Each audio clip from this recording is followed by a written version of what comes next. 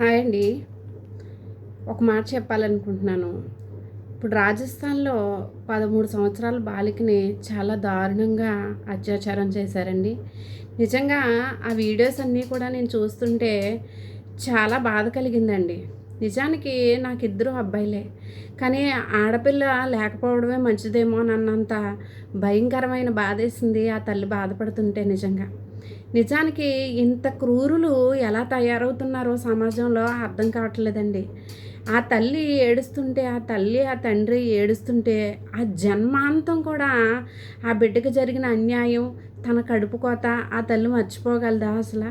ఎంత దారుణమైన ఆలోచనలు అందులో అరెస్ట్ చేసిన వాళ్ళు పాపకి తండ్రి వయసు ఉన్న వాళ్ళున్నారు, అన్న వయసు ఉన్న వాళ్ళున్నారు, పెదనాన్న, చిన్నాన్న వయసు ఉన్న వాళ్ళున్నారు.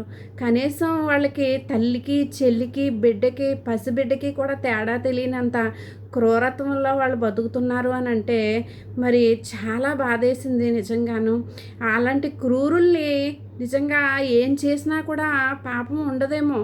ఆ పాపం ఉండదు నిజంగా అలాంటి వాళ్ళని ఏం చేసినా. కానీ నిజానికి ఆ పాప చివరి మాటలు కూడా మాట్లాడుతుంటే నిజంగా తల్లి ఎంత ఆవేదన పడి ఉంటుందండి.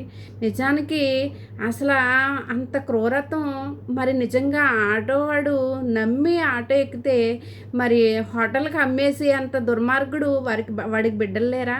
వాడికి భార్య లేదా? వాడికి తల్లి లేదా? వాడికి చెల్లి లేదా? నిజంగా ఇలాంటి క్రూరుల్ని ఈరోజు అరెస్ట్ చేసి మరి నడి రోడ్డు మీద కొట్టడం ఇలాంటివన్నీ జరుగుతున్నాయి. కానీ నిజానికి చెప్పాలంటే అటు ఆడదే బాధపడింది, ఇటు ఆడదే బాధపడింది.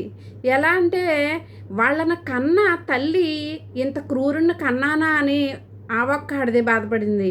వాళ్ళకి తోబుట్టువులు ఉంటే ఇటువంటి వాడా నా తోబుట్టువు అని చెప్పేసి ఆ అక్క చెల్లెళ్ళు బాధపడతారు. మరలా ఏంటి అంటే నా బిడ్డే దొరికిందా వీళ్ళకి అని చెప్పేసి ఇటు ఈ అమ్మ బాధపడుతుంది. ఎటొచ్చినా కూడా ఆడదానికి బాధే అని ఇంకా సమాజం నిరూపిస్తుందండి. ఆడది ఎన్ని రకాలుగానన్నా సరే బాధపడాలి. తల్లిగా ఉన్నా బాధపడాలి, చెల్లిగా ఉన్నా బాధపడాలి, భార్యగా ఉన్నా బాధపడాలి, తల్లిగా ఉన్నా బాధపడాలి, సహోదరిగా ఉన్నా బాధపడాలా ఆడది అని చెప్పేసి ఇప్పుడు నాకు నిజంగా ఆ వీడియోస్ అన్నీ చూస్తుంటే చాలా బాధ కలిగింది. ఇన్ని బాధలు పడుతున్నా సరే నిజంగా స్త్రీ లేకపోతే ఎవ్వరూ కూడా ఈ సృష్టే లేదు. కానీ స్త్రీని గౌరవించాలి అని ఎంతోమంది చెప్తున్నారు. కానీ కానీ ఎంత భార్య పక్కన ఎంత అందంగా ఉన్నా కూడా పక్కవాడి భార్యని చూసే బుద్ధి మట్టికి కొంతమందికి పోవడం లేదు. కానీ ఇది ఎంత దుర్మార్గం అంటే 13 సంవత్సరాలంటే ఎంత చిన్నపిల్లండి అసలు. ఎంత చిన్నపిల్ల. ఆ పిల్ల నిజంగా ఆడుకునే వయసు, చక్కగా చదువుకుని, ఆడుకుని తల్లిదండ్రులతో హ్యాపీగా ఎంజాయ్ చేసే వయసు ఆ పాపది. అంత కిరాతకంగా ఆ అమ్మాయిని అలా చేయడానికి మనసు వచ్చిందంటే వాళ్ళ మనుషులు కాదండి, క్రూరులు. ఎందుకంటే అడవిలో సింహాలు, మృగాలు ఉంటాయి కదా, అవి కూడా బెటరే. ఎందుకంటే మనం చిన్నప్పుడు ఒక కథ చదువుకున్నాం.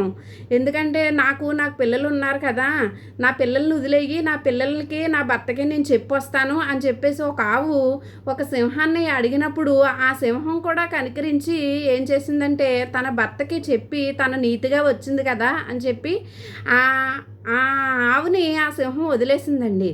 ఎందుకంటే క్రూర మృగం కూడా మంచిదే వీళ్ళందరి మీద అని చెప్పేసి నాకు గుర్తుకొచ్చింది.